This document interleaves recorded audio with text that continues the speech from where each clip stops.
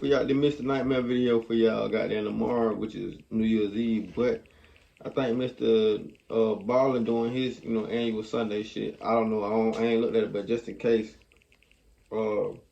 he do it, we have video for tomorrow for New Year's Eve. You feel me? And then New Year's Day coming in, he gonna be a 30-minute video. I don't know what video I'm gonna react to yet.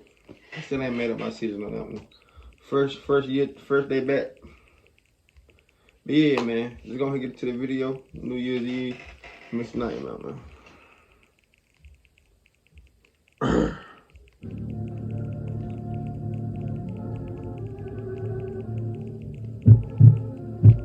By Tony. It was December 31st, New Year's Eve. My friend Alex hired me to watch his dog Bailey for the weekend while he was out of town for the New Year. I'm 35, he's 27, so I don't have that same urge to go out and party for New Year's Eve like he does. So I was more okay with making some money and taking it easy for the night. New Year's Eve was on a Saturday. He left for the city early in the day when I got there. He'd be back Sunday night. He left me with very basic instructions, to just feed him and walk him twice a day and keep him off the furniture. Bailey is a very small husky mix. I'm not sure what else she is, but she's about a third the size of a regular husky, and she's very quiet and well behaved. Hence why Alex was okay with me watching her instead of a dog sitter. I brought a backpack which contained my laptop, charger, toiletries, and a change of clothes for Sunday. Alex and I don't go way back. We met through mutual friends and had started going out occasionally on the weekends ever since. I would be sleeping in the spare bedroom of his house on a futon. Throughout the day, I just did stuff on my laptop and played some of Alex's video games. Later in the night, I invited my girl over with Alex's permission. His response was, "You better not in my bed," a way of jokingly saying yes, she can come over. She said she'd be getting out of work after 12. Nah, for real, don't fuck in my bed. I don't fuck in my bed. Alex's house is about half an hour from us, so my girl Trisha wouldn't be getting there until late.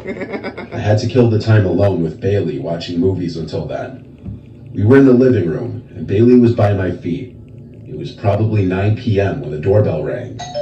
I went to answer the door, and there was a girl at the door. She looked about 30. She had a hoodie on and was holding a jacket. She introduced herself as Alex's girlfriend and said she left something here that she needed to grab. I offered to grab it if she wanted, and she said no, it's okay. She knew where it was in his room. I said okay, that's fine, and let her inside. She went straight upstairs to Alex's room and slightly closed the door behind her without latching it. I right away texted Alex, "I didn't know you had a girlfriend." She was in there for Damn, I already on commercial. The 2023 Kia Sorento is the perfect blend of style, comfort, and some time until she came back out, still holding her jacket. She came back down the stairs and thanked me and was going straight for the door. I tried to stop her for a quick conversation, saying, "How long have you guys been dating?" And she said, "Too long," then laughed, as if making a joke. I laughed too, and then she said, "Have a good night." I was a bit surprised by the interaction, but what I gathered from it was they had probably just recently broken up. Now I started to worry that maybe I shouldn't have let her in. Duh. Since Alex hadn't answered my text yet, I called him a few times before he picked up. He was out with his friends in a loud setting, so he could hardly hear me until he went outside to talk.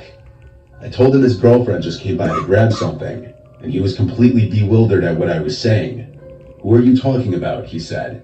I responded, "She said she was your girlfriend. I didn't get a name." He said in a yell, "You know I don't have a girlfriend. What did she look like?" I started to feel really stupid just about now.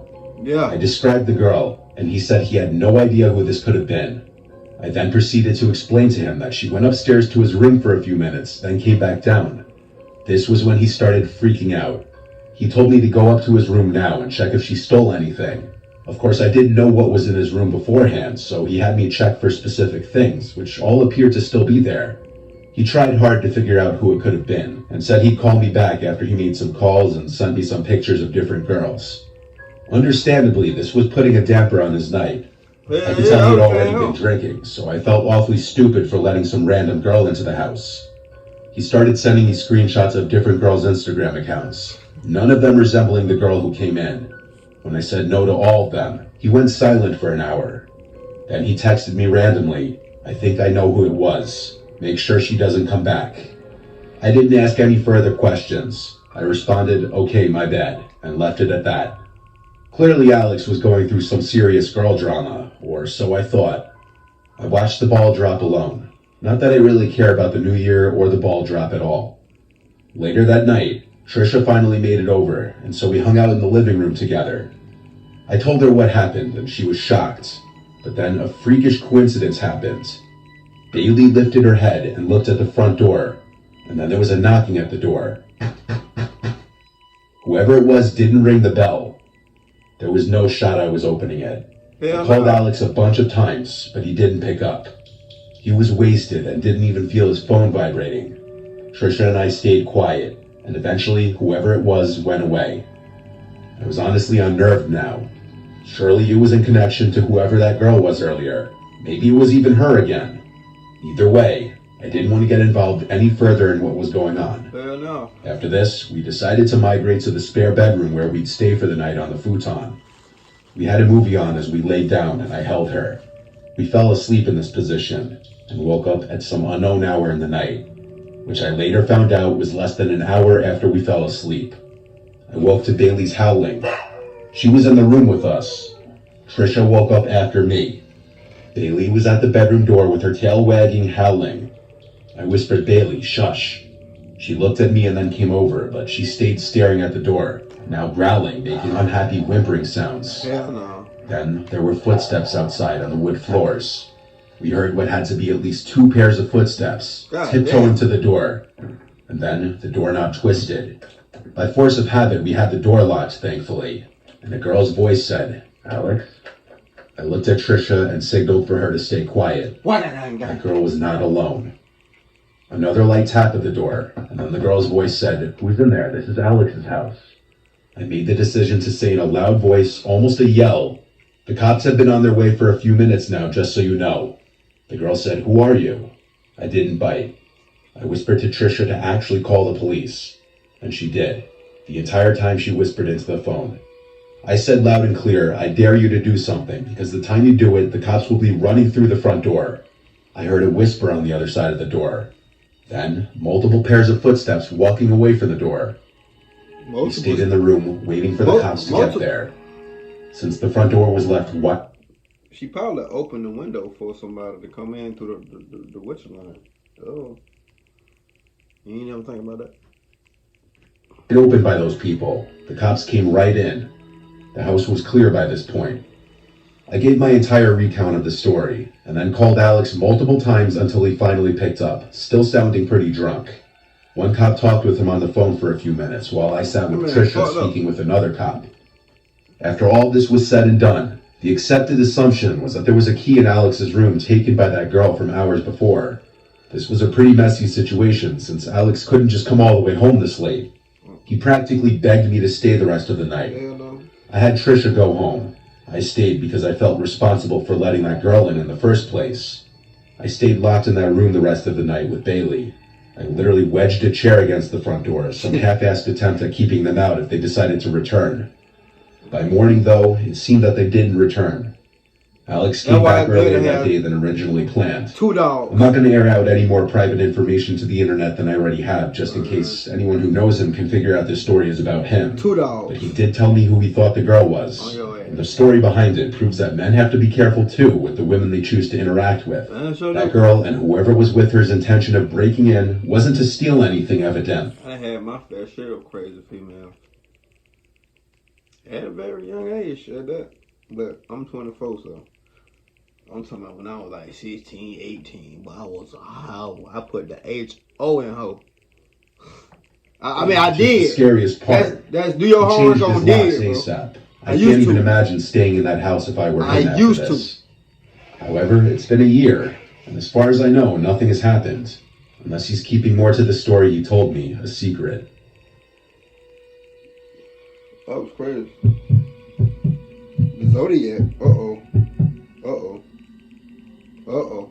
This is for jobless Americans. I've been telling you guys for months to claim this free $6,000. After returning from a night to celebrate the arrival of the new year, my husband and I returned to our apartment complex to turn in for the night. We both had a couple of drinks, but neither of us were intoxicated. As much as we enjoy partying with friends, when it comes down to it, we are really just homebodies. We lived in the corner penthouse suite of our complex. Although this was never confirmed, it was suspected the owners wanted to convert this apartment complex into condos. The rent certainly was not cheap, and access was limited to this floor. Upon entering the building, there is a walk-up, 2 secure doors, and every now and then, there would be a doorman to greet you as you entered or exited. There were also multiple security cameras placed throughout and around the building.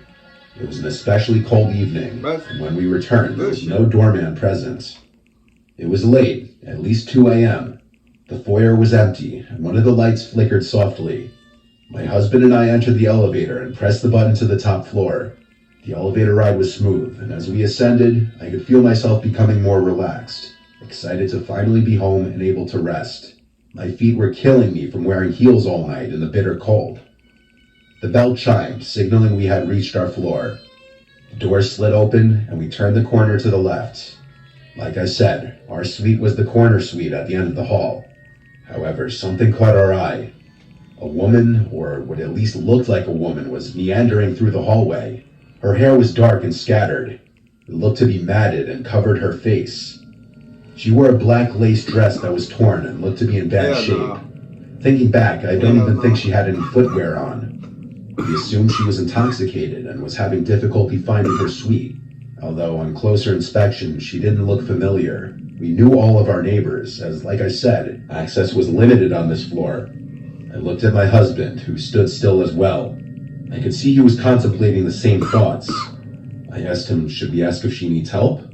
He looked at me and said, just wait, maybe she's just drunk and having a hard time finding her suite. The woman just continued to slowly slide herself along the walls of the hallway, stopping at each door and peering through the exterior peepholes. Admittedly, this was creepy, but it just added to the theory that she was a drunk woman looking for her friends. She was humming, or what I believe was humming. The sound was something between a growl and a hum. We stood there in utter disbelief and awe. However, there was a veil of tension and uneasiness that lingered. Hell no, The strange woman stumbled through the hallway, hunched over until she pulled herself up to peer through the peephole. She eventually got to a suite of an elderly lady, whom I had a strong connection with. We'll just call her Tilly. Tilly was the sort of woman whose family had neglected her and rarely visited. She would bring my husband and I baked goods from time to time. I would bring her leftovers and assist her with groceries and medication frequently. Tilly's smoke alarm would constantly go off. I would have to rush over and pull out the smoldering toast from her toaster and fan her smoke alarm until it stopped beeping. At times a nuisance, but it would always turn into tea time. Nevertheless, I cared about Tilly, so when I saw this strange woman peer into her peephole, I reacted. I blurted out, "Excuse me, are you all right?" I could feel myself lose confidence as I asked. The strange woman seemed to shudder for a moment and hunched over to the floor. She looked like she was about to puke or was frightened by my voice. My husband and I stepped closer, but the woman then let out a series of soft and menacing laughs, just barely audible. I have to admit, in this moment I was thoroughly creeped out and reached for my cell phone. That's why you mind your motherfucking business. That's why you mind your motherfucking business. That's why I mind my business. I don't see him looking at my motherfucking peephole. It was uncomfortable because we couldn't get to our suite without having to walk right past this deranged woman. Oh, My damn. husband said, "Hey, did you hear us? Do you need help?" Her laugh began to grow into what was a steady cackle. The strange woman then stood up. As she stood up, her cackle became a mixture between a cackle and a boisterous growl. She then stumbled forward and continued walking down the hall. There was a staircase just outside of our suite. I assumed she was making her way to the stairs, just too embarrassed to walk past us to the elevator. Maybe she was just a drunk woman, and this was nothing more than an uncomfortable standoff with a sad and intoxicated woman. I mean, if she was really that drunk, the stairs probably weren't a good idea. We were on the 7th floor. Nevertheless, I just didn't feel like it was worth the risk to engage with this woman. Nah. I just wanted to enter my suite and dive into bed. It was late, and my feet still hurt. As we took a few steps forward, the woman stopped. Almost with laser precision, she stood up completely straight, looked right at our door, and then began to pound on our door, screaming bloody murder. I could feel myself becoming swallowed with fear. I reached for my cell phone and began to dial 911. The the woman kept pounding on our door and screaming. Gotta beat your To be ass. honest, I'm surprised none of our neighbors came out to see what was happening. Part of me thinks they were too afraid themselves and were probably peering out of their peepholes, afraid of what our neighbors would think. My husband said, "Hey, what are you doing? Stop that." And just like that, the strange woman stopped, fell to the ground, and began crawling quickly towards us. She looked up for a brief second. All I could see were her dark She is eyes. tripping. Her mouth seemed to be God stained damn. black, and she was growling again. But That this bitch time, tripping. it was as if there was something in her throat that she was choking on. Frozen with fear, my husband and I just watched until she flashed us a menacing hiss, the kind you would hear in a movie, but never imagined in real life. Terrified, I whipped off my shoes, and my husband and I ran towards the staircase on the other side of the building. We didn't want to risk waiting for the elevator and have her catching up. We went down 2 flights of stairs and stopped to listen if she was making her way down the stairs. But it was almost impossible to hear as my heart was pounding so hard. I thought to myself, what the hell was going on? We waited there for 10 minutes or so, until eventually we had the courage to head up the stairs and back to our suite. The woman was gone, and so we entered our suite. I was just relieved to finally be safe in my home. My husband sent a text to our landlord, and he replied that we would hear from him in the morning. I was so unbelievably exhausted, but found it incredibly difficult to sleep. The sound of that woman's growling and cackling rang in my ears. I hardly slept. The next day, when my husband went to speak to the landlord, he asked him to check the security cameras, although nothing turned up. The landlord said the cameras glitched due to the frigid temperatures last night. To All of a this day, I sudden- still don't know what to think. That woman most certainly had problems.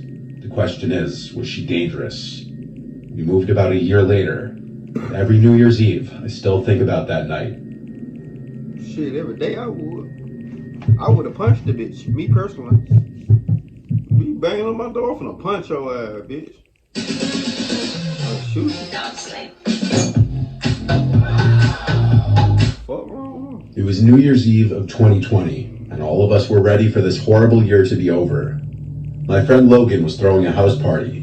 I arrived early to help set things money up. was in, see what I'm I saying? secured a spot to sleep in his parents' room, meaning I could drive to the party and drink without having to worry about driving home. His parents obviously weren't home for the night. Most of our close friends in our friend group came, plus a bunch of Logan's friends who I didn't know. The party was fun. At midnight, everyone screamed Happy New Year and cheers their drinks. After that, people slowly started circulating out, and the party started to quiet down, as people went to either other parties, bars, or home. The later the night got, the more it became just the closer friends staying behind until it just turned into a chill drinking session in the living room. This went on late into the night.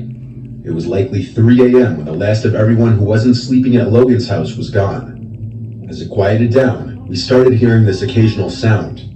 At first we didn't know what it was, but it soon started to sound like a creaking sound. It was dismissed as a sound for the fridge or something at first, which I know sounds stupid, but house appliances often make weird noises. It was just Logan, me, and Cody. Cody was falling asleep on the couch already. It was reaching that time where we were just going to go to sleep. However, eventually we got so bothered by the noise that we had to search. We went to the kitchen, and it wasn't coming from in there. We realized when we were close to the basement door that it was coming from downstairs. Goddamn. Logan opened the door, and we heard this creaking sound. I really got the fuck "Go on. check what it is," I said. He kept saying, "No way." Then he called down into the basement. Y'all and Logan was going down there, there. bitch. Fuck that. The creaking stopped, I mean, and we fuck never up. heard it again. After a solid minute of waiting at the top of the stairs, we agreed to go down together. We both grabbed knives, drunkenly thinking that was a good idea. It is. But in reality, we were so drunk we'd probably only hurt ourselves with them. Man, We shit, got to not the me. bottom of the stairs and looked I at the turned- entire basement. I turned into a lucha It's not libre. huge. Fuck It just you has a talking couch, TV, a bar, a table in the corner, and I various turned old into a pieces of luchador, junk. bitch. It was pretty messy at the time. The first thing we did was search any possible crevice for someone who could be hiding. Then we tried to figure out what could have been making that sound. I noticed a rocking chair, and so I went up to it, sat in it, and then started rocking in it. Somebody in It there, made the bitch. exact same creaking sound we had been hearing. Logan and I looked at each other. I stood up, and so did every hair on my body. Yep. I don't think we ever ran faster than we did when we ran up those stairs and slammed the door shut.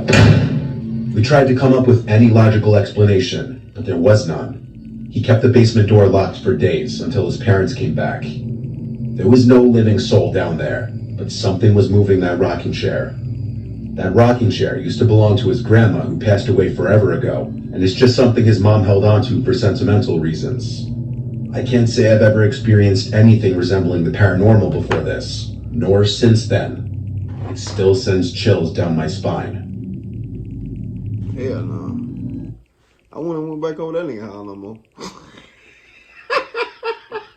Oh God, fuck that. Hey man, give you a thumbs up, subscribe, man. Share my next video with you tomorrow. Yeah, nigga. And give you a thumbs up. And if you're new, subscribe, nigga. If you don't like my video, fuck you. That's right.